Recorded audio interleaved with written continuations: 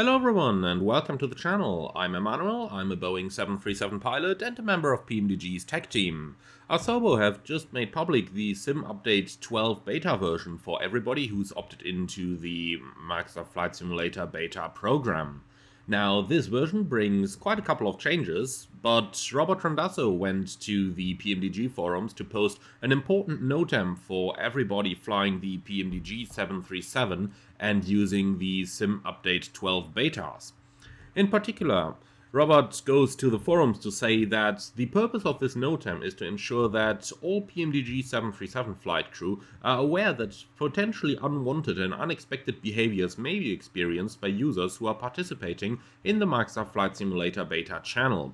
With the publication of the new SU12 beta, PMDG have received numerous reports of previously working functionality that has ceased working properly or has begun to function intermittently. At this juncture, PMDG are recommending that any PMDG 737 pilot who requires stability and predictability in the 737 remains in the stable release version of Microsoft Flight Simulator. Now, that is what Robert has written in the forums. Let me rephrase this into a probably bit more understandable version here. Basically, those who have opted into the Sim Update 12 beta have experienced some issues with the 737, with things that broke that have previously been working fine. Now, an update or an example includes, for example, this.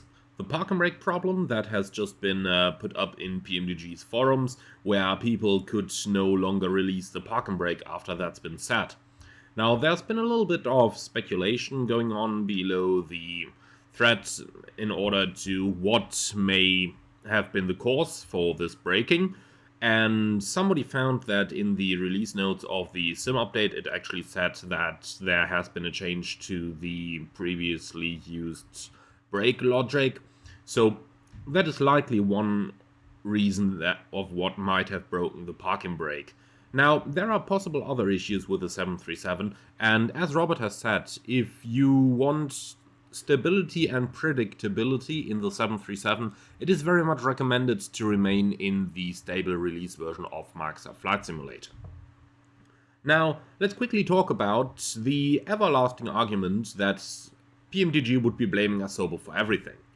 And let's deal with it in regards to this particular topic of the beta update, because this update already came up once again in both the PMDG forums as well as the Microsoft Flight Simulator forums.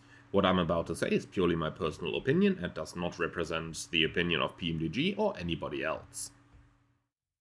So, we are talking about a beta version here of the Sim Update 12 that's going to be released at some point next month. And since we're talking about a beta version, we need to keep in mind what a beta actually is. And a beta is a pre-released software in which bugs are assured to be in there, and the very sense of publishing that beta is to find those bugs and be able to fix them before the public release comes out. Now, doing that obviously means that if you opt into the beta program, you are going to be the ones targeted with finding those issues. And of course, these can affect third-party airplanes like the PMDG 737 as well. And of course, it is a 100% correct statement to say that the Sim Update 12 beta broke XYZ, because that is technically what's happened. However, is that a reason to blame Asobo for it, or is that blaming somebody at all? No, it's absolutely not.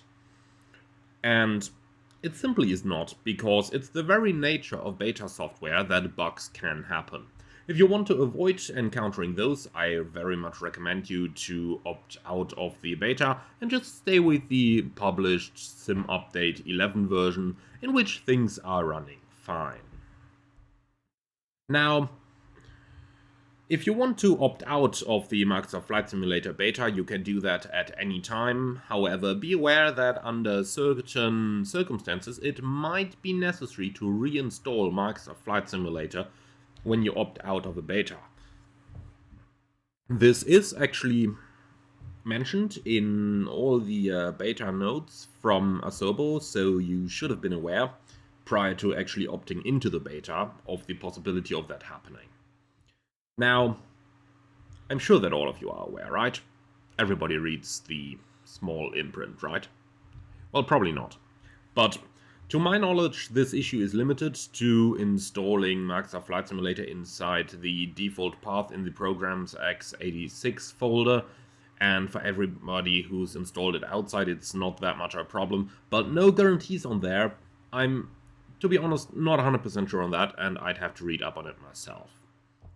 Anyway, this is going to be it for today's video. I hope that you have found this one interesting, and I hope that it provided you with some good insight into what you should or should not do when you are inside the beta program and what to expect there.